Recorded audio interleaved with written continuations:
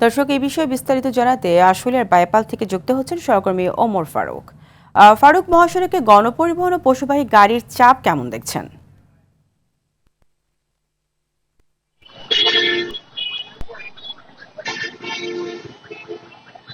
ফারিয়া, আপনাকে ধন্যবাদ। আমি এই মুহূর্তে রয়েছি নবীনগর চন্দ্রা মহাসড়কের বাইপালে রয়েছে। আর বাইপাল এলাকায় কিন্তু আপনাকে জানিয়ে রাখি, গতকাল রাতেও কিন্তু এই বাইপাল মোড় থেকে নবীনগর চন্দ্রা মহাসড়কের শ্রীপুর পর্যন্ত যানজট লেগেছিল।